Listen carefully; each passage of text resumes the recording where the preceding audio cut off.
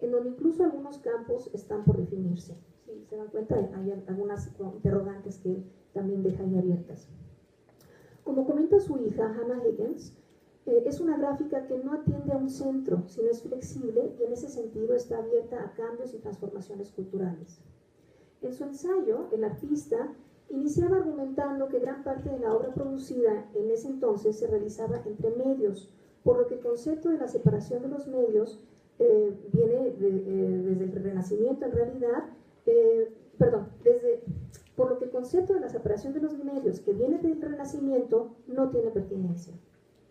En la revisión y comentario que realiza de su mismo texto en 1981, aclara que tomó prestado el término intermedialidad de Samuel Taylor Coleridge de 1812, o sea que nada nuevo bajo el sol. Pero que en este nuevo contexto se refería a poemas concretos, a happenings, a sound poetry, entre otras manifestaciones en boga en la segunda mitad del siglo XX, en particular aquellas practicadas por el grupo Fluxus, considerando que el término podría ser útil aquí. Sin embargo, reconoce, y cito, the term shortly acquired a life of its own, as I had hoped. In no way was it my private property. It was picked up, used and misused, often by confusion with the term of mixed media. De hecho, Mitchell dice, todos los medios son medios mixtos, ¿no? No hay una definición ni siquiera en ese sentido. O sea, se dan cuenta que es un poquito pantanoso el asunto. En todo caso, él decía que en estos ámbitos todavía se distingue claramente el límite entre un medio y el otro, por lo cual se puede hablar de estos campos y espacios de confluencia.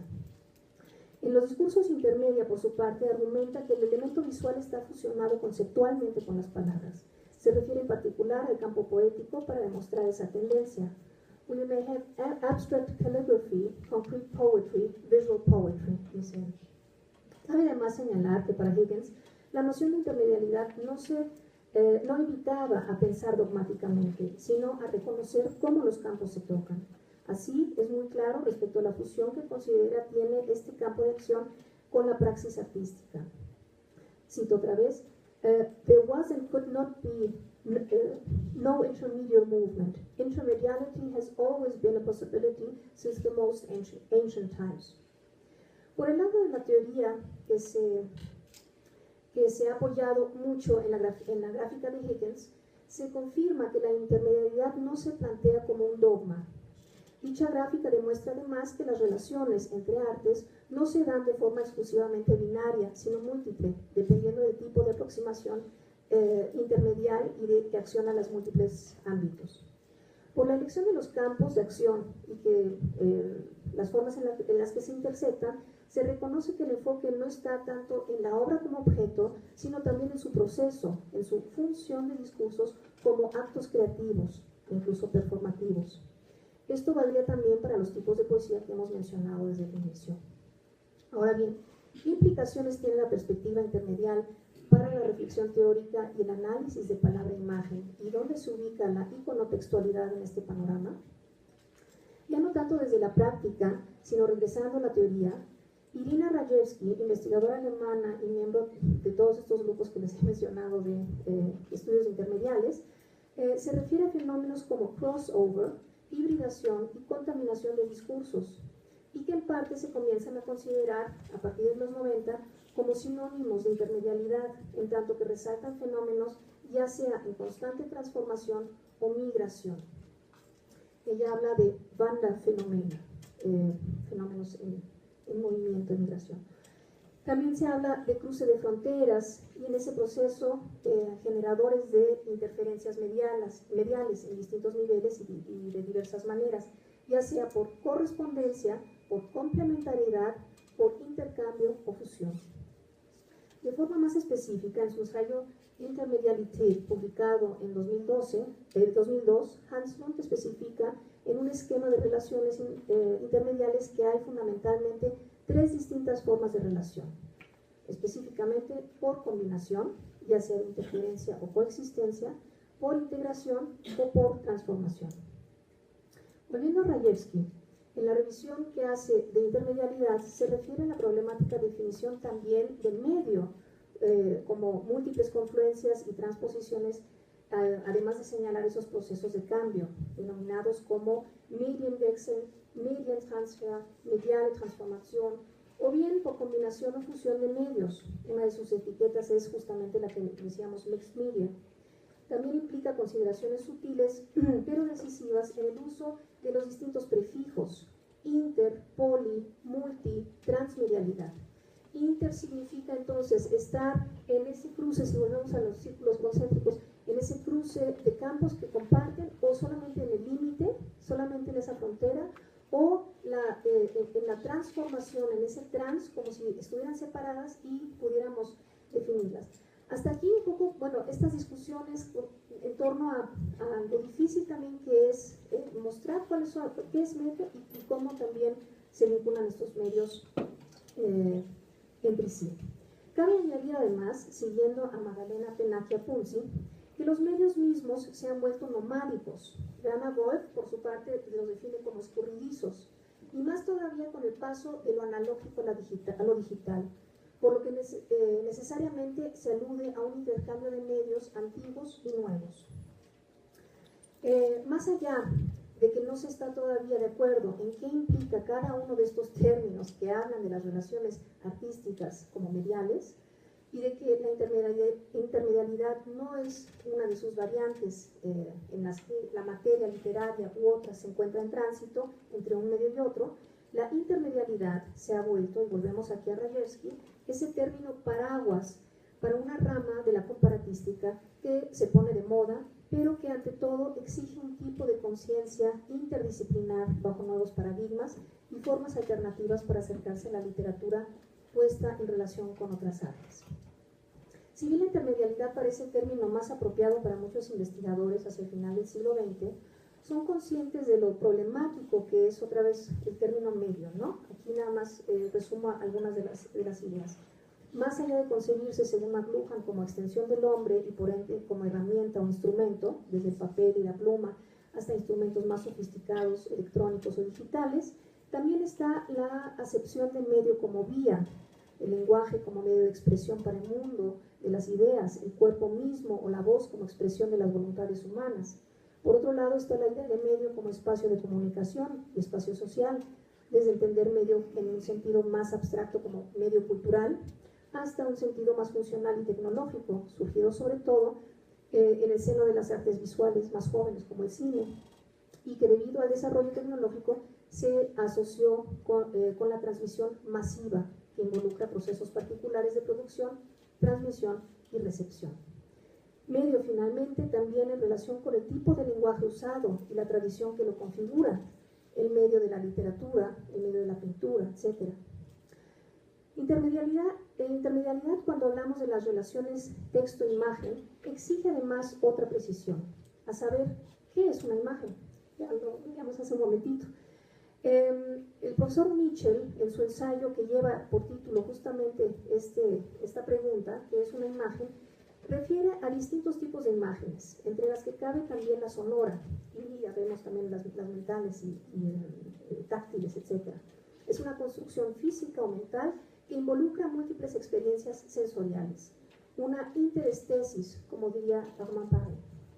La imagen además se relaciona con la idea de representación en términos de una recodificación o reescritura. Volvemos un poco al texto de mi colega, que implica un reconocimiento, o sea, un volver a conocer.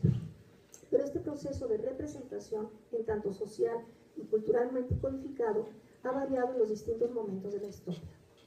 Pasando de las ideas sobre la imagen, de nuevo a la faceta intermedial de la iconotextualidad, podemos reconocer que esta noción, que comenzó a ocupar a los teóricos desde los años 80, por algunos separada con un guión, ¿no?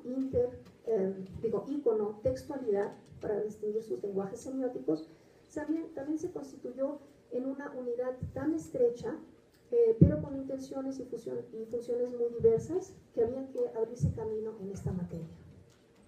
Entendido también como una extensión de la intertextualidad, el iconotexto es capaz de revelar relaciones intermediales desde su combinación, como decíamos, integración y mutua transformación.